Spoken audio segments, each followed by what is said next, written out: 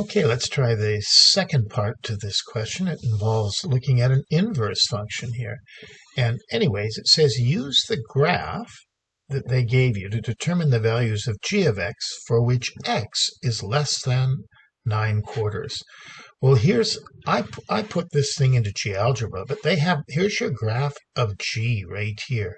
This is the graph of g, this green line here.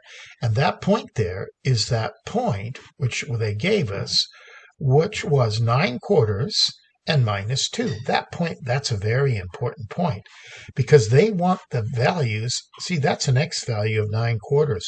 What's going to happen to g when I go to the left of 9/4? That means over here, smaller than 9/4, 2, 1, 0, anywhere to the left. Well, it looks like g gets bigger than this -2. So it seems like anything smaller than, g of x, sorry, anything greater than -2, it's above -2. What happens to g of x? The values of g of x, there's -2. Right at 9/4, it's -2. If you go to the left, it gets bigger than -2. So that's why I think the answer is g of x is bigger than -2. If you go to the left here, if x is less than 9/4, g of x gets bigger than -2. Hey, the first time I tried it, I did it wrong. I was dealing with the wrong function. But this is the g of x function they were talking about, and that's the right answer.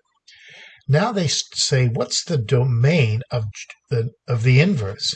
Well, the inverse is just so easy to sketch because all you do is instead of going 9/4 and -2, go -2 and 9/4. Instead of 1 and 0, go 0 and 1. Instead of going off to the positive y-axis, go off to the positive x-axis, and you'll have this red line, and they have to cross here where they equal each other.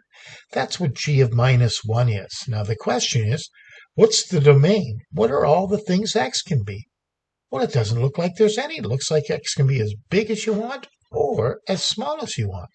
We just say x is an element of the real numbers. And there's those last two questions done.